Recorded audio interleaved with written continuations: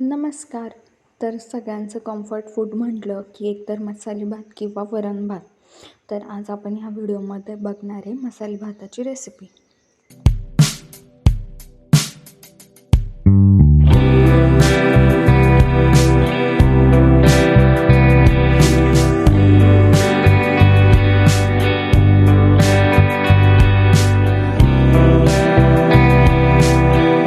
तर चला रेसिपीला सुरुवात करूया. तर गॅसवर एक पातेलं ठेवलं आहे. पातेलं गरम होतं आहे तोपर्यंत भाज्या बघूया काय काय लागतील. टोमॅटो, कांदा, शिमला मिरची, बटाटा आणि फ्लॉवर. हे छान बटाटा आणि फ्लॉवर छान वॉश करून घ्यायचं. त्याच्यानंतर आपलं पातेलं गरम झालं की त्याच्यामध्ये तेल टाकायचं. तेल पण छान गरम होऊ द्यायचं आणि मग त्याच्यामध्ये आपण आता टाकणार आहे जिरे आणि मोहरी. जिरे आणि मोहरी टाकल्यावर थोडीशी तडतडू द्यायची. मग त्याच्यानंतर आपण त्यामध्ये टाकणारे तेजपान. आता हे सगळे बेसिक मसाले जसं की तेजपान झालं, हिंग, लवंग, दालचिनी हे सगळं टाकून झाल्यानंतर याच्यामध्ये आपण उभा चिरलेला कांदा टाकणार आहे आणि कांदा छान परतून घ्यायचा आहे. जोपर्यंत कांदा परततो आहे तोपर्यंत मिक्सरमध्ये आलं आणि खोबरं आणि लसूण याची बारीक पेस्ट करून घ्यायची. त्याच्यानंतर इकडं आपला कांदा पण छान परतला आहे. त्यामध्ये आपण शेंगदाणे टाकतो. आता काही जणांना शेंगदाणे नाही आवडत तर स्किप केले तरी चालतील, पण शेंगदाणे टाकल्यावर छान लागतं म्हणून शेंगदाणे टाकले आणि कढीपत्ता टाकून परत परतून घेतलं.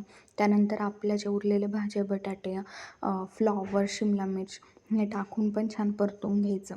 त्यानंतर हे परततं आहे तोपर्यंत आपण याच्यामध्ये पेस्ट टाकणार आहे खोबरं, आलं, लसूण याची. त्याच्यानंतर त्याला छान मिक्स करून घ्यायचं आणि त्याच्यामध्ये नंतर टोमॅटो टाकायचा. ह्या सगळ्या भाज्या छान व्यवस्थित परतून घ्यायच्या. त्याच्यानंतर याच्यात आता आपण हळद, लाल मिरची, आपला घरी बनवलेला मसाला आहे घरचा तो. त्याच्यानंतर तुम्हाला हवे ते मसाले तुम्ही टाकू शकतात नॉर्मली. आता खूप जण बिर्याणी मसाला वगैरे पण टाकतात किंवा तरीची मिरची. हे सगळं आपण याच्यामध्ये टाकून याला छान परतून घेणार आहे. तरीची मिरची टाकल्यावर टेस्ट पण येते आणि आपली जी घरची लाल मिरची ती पण टाकायची.